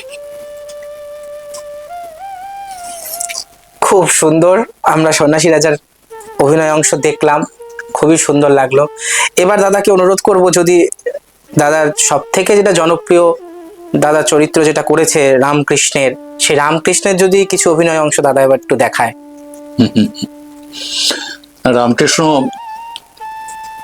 করেছি বললে ভুল হবে, এখনো করছি। হ্যাঁ, এখনো করছি, বিভিন্ন ভাবে রামকৃষ্ণ করছি। তো আমি আমার যে রামকৃষ্ণ নাটক যাত্রায় করেছি সেটা থেকে আমি একদম বলছি। একদম প্রথমত ওই যখন রামকৃষ্ণ, তোমরা জানো, নিশ্চয়ই জানো, সবাই জানে এটা, সারদা দেবীকে একবার পুজো করেছিলেন নিজে। সেই সময়টার একটু অংশ আমি জাস্ট পড়ে শোনাচ্ছি। হ্যাঁ, সারদা দেবীকে উনি ডেকেছেন ঘরে, ভোরবেলা সারদামণি এসছেন, পায়ে আলতা পরে, সেতেতে সিঁদুর পরে, একদম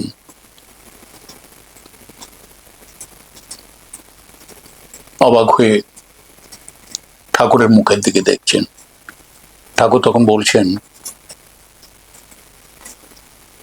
এমন অবাক হয়ে আমার মুখের পানে তাকিয়ে কি দেখছো গো? হ্যাঁ গো, সত্যি আজ আমি তোমার পুজো করব।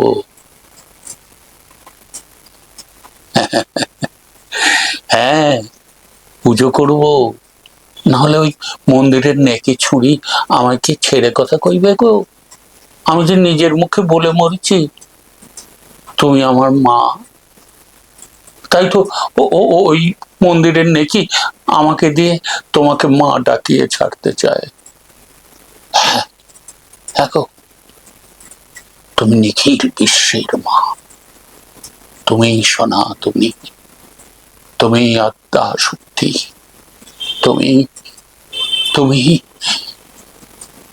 ওম জয় তঙ্গ দেবী চামুণ্ডে জয় ভূতাপহারিণী জয় সর্বগতে দেবী কালরত্তি নমস্তুতে সৃষ্টি স্থিতি বিনাশানাং শক্তিভূতে সনাতনী গুণাশ্রয়ে গুণাময় নারায়ণী নমস্তুতে।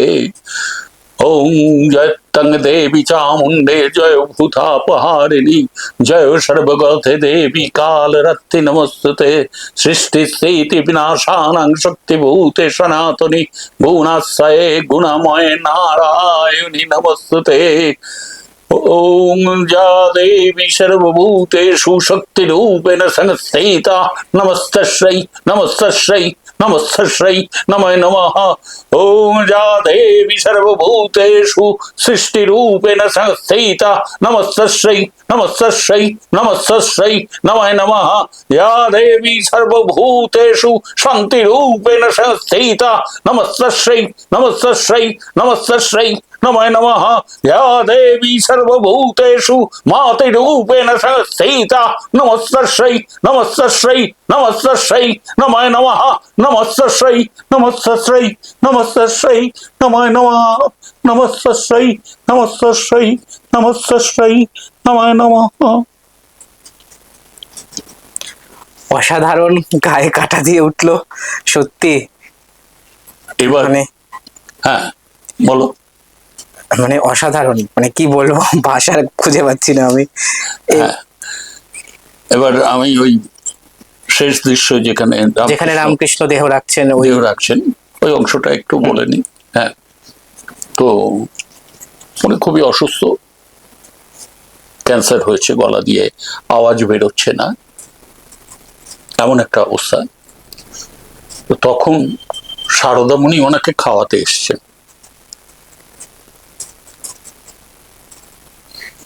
তো উনি তখন বলছেন, এত রাতে আবার কেন এলেগা? ও তখন খাইনি, তাই আবার খাওয়াতে এসো। খাবো গো, খাবো, এখন আমি খাবো, তুই আমাকে খাইয়ে দাও সারদা। খাই, হ্যাঁ গো, দেখলেন এখন এখন আমি কত কথা কয়েছি, এতদিন তোমার সঙ্গে, আমার ছেলে পুলেদের সঙ্গে আমি কোনো কথা কইনি, আজ আমি কত কথা কয়েছি। কই, আমায় খাইয়ে দাও সারদা, খাইয়ে দাও। ওকে অমন অবাক হয়ে আমার মুখের ভেতর তাকিয়ে কি দেখছো গো? ও আমার মুখের ভেতরটা এমন লাল কেন, তাই দেখছো? মায়ের আমার হাতেও আলতা, পায়েও আলতা, আমার গলার ভেতরে কষ্ট হচ্ছিল বলে মা হাত ঠুকিয়ে বলিয়ে বলিয়ে দিয়েছে কিনে। না, আর খাবনি সারদা, আর খাবনি, এবারে তুমি যাও, আমি আমি এবারে একটু ঘুমবো, আমার ঘুম পাচ্ছে, তুমি যাও সারদা, তুমি যাও।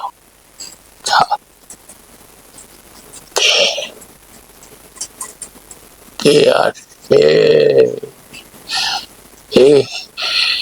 কার গায়ের গন্ধ? সেই অগুরু চন্দনের গন্ধ, সেই নূপুরের ছন্দ। তবে কি ও মারে, তুই কি তবে এসেছিস মা? তুই কি তবে এসেছিস? মা গো, আমার খুব ঘুম পাচ্ছে, আমার একটু ঘুম পাড়িয়ে দে মা, আমার একটু। কি বললি? এখানে কেন ঘুমাবো? আমার ঘর? ও ও এপারের এই পুতুল খেলার ঘর ছেড়ে আমার সেই ওপারে আসল ঘরে যেতে বলছি?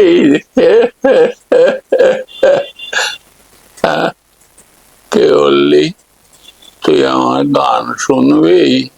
ও মা রে, আমার গলায় যে বড় কষ্ট মা, কিছু খাওয়া তো দূরের কথা, তোর নামটা পর্যন্ত মুখে আনতে পারে না, আমি গাইতে পারবো নি মা। ওই দেখ, তুই অমনি রাগ করছিস।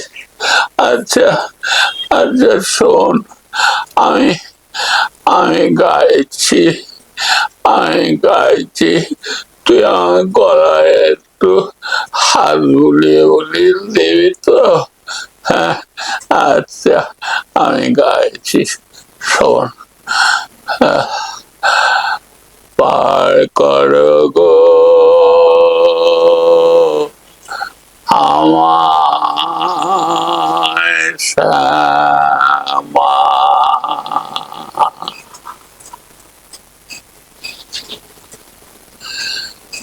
পার করো গো আমার শ্যামা, বড় পা রে পড়েছি মা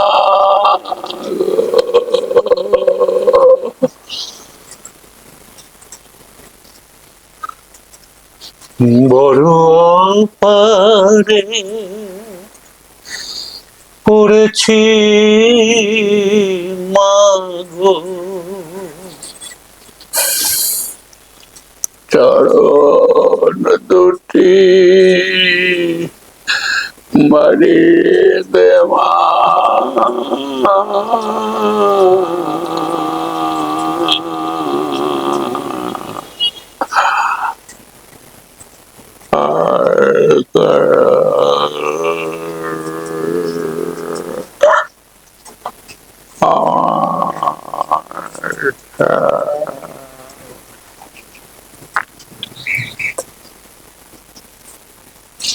অসাধারণ, চোখে জল চলে এলো। আপনি তো আমেরিকাতে অভিনয় করেছেন বলছিলেন। হ্যাঁ, আমি গত বছর গিয়েছিলাম আমেরিকাতে।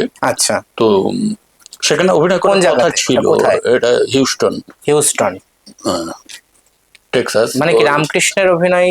হ্যাঁ, মানে পুরো পুরো নাটক নিয়ে গেছিলেন নাকি নিজের না, একক? একক অভিনয় করতে। আচ্ছা। মানে আমি মেয়ের বাড়িতে গিয়েছিলাম, এবং যেহেতু আমি মেয়ের বাড়িতে যাচ্ছি তখন হিউস্টন দুর্গা বাড়িতে পুজোর সময়। আচ্ছা, তো হিউস্টন দুর্গা বাড়িতে অনুষ্ঠান চলে ওখানে। তো ওরা খবর পেয়েছে যে আমার মেয়ের কাছে যে বাবা আসছেন, তো ওরা শুনেছে বা জানে, যাই হোক, বাঙালি তো ওখানকার, যে আমি একজন ওই যাত্রা করি এবং রামকৃষ্ণ করি। তো ওনারা ওই মেয়েকে বলে যে তাহলে ওনাকে আমরা এটা করাবো, তুমি একটু বলো যেন প্রস্তুত হয়ে আসেন। উনি একটু প্রস্তুত হলে তাহলে তো আমাকে এককভাবে করতে হবে। আমি মনে মনে একটা প্রস্তুতি নিয়ে রাখি। তো ওখানে গিয়ে শুধু আমি পোশাকটা আর আমার চুল দাড়িটা রামকৃষ্ণ ওইটা নিয়ে গিয়েছিলাম। পোশাক বলতে তো একটা ধুতি আর একটা ফতুয়া, হ্যাঁ, আর কিছুই না। আর দাড়ির সেটটা এটা নিয়ে গিয়েছিলাম। তো ওই প্রথম দিন ওরা বললেন যে করতে হবে। আমি রেডি হয়ে গিয়েছিলাম, মেকআপ করে করলাম। ভীষণভাবে মানে করতালিতে পূর্ণ হয়ে গেল। আমার অনুষ্ঠানই ছিল, সেটা অ্যানাউন্স করাই ছিল। আচ্ছা, আমি করবো, যত রেডি হয়ে আমি করলাম। এটাও একটা বড় পাওয়া, বিদেশের মাটিতে রামকৃষ্ণের অভিনয়। একদম একদম পেলাম না, আরো আরো বড় পাওয়া আছে, সেটাই বলছি। আচ্ছা। তো করে পরের দিন ওদের অন্য অনুষ্ঠান আছে, অন্য সব অনুষ্ঠান হচ্ছে। সেখানে আমি দর্শক, মানে আমাকে নিমন্ত্রণ করেছে সেই অনুষ্ঠানে আমি গেছি দর্শক হয়ে। এইবার কর্মকর্তারা এবং দর্শকরা সবাই মিলে আমাকে জেগে ধরেছে, আবার আপনাকে এই অনুষ্ঠানটা করতে হবে, আমাদের অনুরোধ। হাত টাত ধরে একদম অনুরোধ করলেন যে এটা আমাদের করতে হবে। আমি বললাম আমি তো মেকআপ টেকআপ কিছু নিয়ে আসিনি, মানে মেকআপ বলতে চুল দাড়িটা তো নিয়ে আসিনি। তো বললো কিচ্ছু লাগবে না, আপনি শুধু করবেন, জাস্ট মনো অ্যাক্টের মতন করবে। হ্যাঁ। এবার মানে অত লোকের অনুরোধ, তারপর তারা সব মেয়ের প্রতিবেশী, আমি মানে এড়াতে পারলাম না, আবার উঠলাম এবং সেখানে ওই আমি আবার করলাম, উইদাউট মেকআপই করলাম। ভীষণ ভীষণ ভাবে প্রশংসা করলেন তারা। এটা একটা বড় পাওনা আমার। ভালো, নিশ্চয়। হ্যাঁ, ছোট ছোট জিনিস হলেও, মানে অপ্রস্তুত ভাবে হলেও সেটা একটা বড় স্মৃতি হয়ে রয়ে যায়। 100 বার। মানে আমরা একদম শেষ করবো এবার। তো আপনাকে কিছু প্রশ্ন, মানে র্যাপিড ফায়ারই বলতে পারেন, আপনি কিছু প্রশ্ন করবো, আপনি এক কথায় উত্তর দেবেন, বা আপনার যদি কিছু বলার থাকে বলবেন। তো প্রথমে হচ্ছে, যাত্রা জগতে আপনার মতে শ্রেষ্ঠ অভিনেত্রী কে এখনো পর্যন্ত? আপনার চোখে দেখা শ্রেষ্ঠ অভিনেত্রী? কাকলি চৌধুরী। মানে আপনি বেলা সরকার, জ্যোৎস্না দত্ত, বীণা দাশগুপ্তা বা এনাদের ইয়েতে রেখেও কাকলি চৌধুরীকে সর্বকালের সেরা শ্রেষ্ঠ অভিনেত্রী বলছেন? আমার দেখা, আপনার দেখা শ্রেষ্ঠ অভিনেত্রী কাকলি চৌধুরী। আচ্ছা, আর যাত্রা জগতের শ্রেষ্ঠ অভিনেতা? আমার চোখে আমার বাবা। আপনার চোখে আপনার বাবা। আচ্ছা, উত্তম কুমার নাকি সৌমিত্র চট্টোপাধ্যায়? উত্তম কুমার। সুচিত্রা সেন নাকি সাবিত্রী চ্যাটার্জি? সাবিত্রী চ্যাটার্জি। এটা কোন দিক থেকে বললেন? অভিনয় দক্ষতা। হেমন্ত মুখোপাধ্যায় নাকি মান্না দে? আমি জানি আপনি মান্না দে। আর এরপর হচ্ছে চিতপুরের পালাকার হিসেবে ভৈরব গাঙ্গুলি নাকি আনন্দময় বন্দ্যোপাধ্যায়? না, ভৈরব গাঙ্গুলি। আনন্দময় বন্দ্যোপাধ্যায় নয় কেন? মোহন অপেরার একটা স্তম্ভ। নয় কেন এটাকে আমি বলতে পারবো না, তবে ভৈরব গাঙ্গুলিকে আমার মনে হয়েছে, মানে পালাকারের গ্রাফটা দেখলে ভৈরব গাঙ্গুলিকেই বলতে হবে। হ্যাঁ। আচ্ছা, আপনার চোখে দেখা যাত্রায় সেরা রামকৃষ্ণ কে? আচার্য পূর্ণেন্দু শেখর, দীপেন চ্যাটার্জি, গুরুদাস বন্দ্যোপাধ্যায়? আমি আচার্য পূর্ণেন্দু শেখরকে দেখিনি, মানে ওনার রামকৃষ্ণ দেখিনি। আচ্ছা, আর কি দীপেন চ্যাটার্জি রামকৃষ্ণ দেখেছি, নটি বিনোদিনীতে। আমার খুব ভালো লেগেছে। আচ্ছা, গুরুদাস বন্দ্যোপাধ্যায় রামকৃষ্ণ দেখেছি, তার থেকেও আমার দীপেন চ্যাটার্জি রামকৃষ্ণ যেন বেশি ভালো মনে হয়েছে। তার মানে আমরা বলতে পারি নট্য কোম্পানির নটি বিনোদিনীতে দীপেন চ্যাটার্জি রামকৃষ্ণই আপনার দেখা যাত্রায় সেরা রামকৃষ্ণ। হ্যাঁ, ঠিক আছে, ধন্যবাদ আপনাকে অনেক আমাদের সময় দেওয়ার জন্য। আর শেষ করব আপনার একটা গান দিয়ে, আপনার নিজের পছন্দের একটা গান আপনি এবার আমাদের একটু যদি শোনান খুবই ভালো হয়। আমার গান বলতে তো অনেক গান গেয়েছি, যাত্রার গান করতেও পারেন আপনি চাইলে, মান্নাদেরও কোনো গান শোনাতে পারেন, আপনার প্রিয় গায়ক। না, বা মান্নাদের গান, আমরা যখন যাত্রার মানুষ, যাত্রা গান অবশ্যই অবশ্যই, সেটা আপনি যেটা গাইবেন সেটাই আমার কাছে অনেক জীবনের প্রথম গান। আমি এটা অনেক জায়গাতেই শোনাই আর কি, জীবনের প্রথম গান, মানে যাত্রা জীবনের। আচ্ছা, প্রথম আমি স্টেজে উঠি এই গানটা নিয়ে, এই গানটা গাইতে গাইতে স্টেজে উঠি। তো গানটা সুরকার হচ্ছে বিখ্যাত সুরকার, যার সুরে মান্নাদেও গেয়েছেন, হেমন্ত মুখোপাধ্যায় গেয়েছেন, সন্ধ্যা মুখোপাধ্যায় গেয়েছেন, অভিজিৎ বন্দ্যোপাধ্যায়। আচ্ছা, অভিজিৎ বন্দ্যোপাধ্যায়, ওনার সুর, ওনারই লেখা। তো ওই গানটাই আমি গাই। সুখের ঘরে আগুন নাটকের গান, যাত্রার গান। গান আমার বন্ধু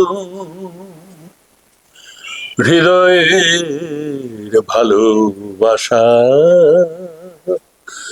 পুতুল খেলার খেলা ঘরে স্বপ্নে গড়া বাসা।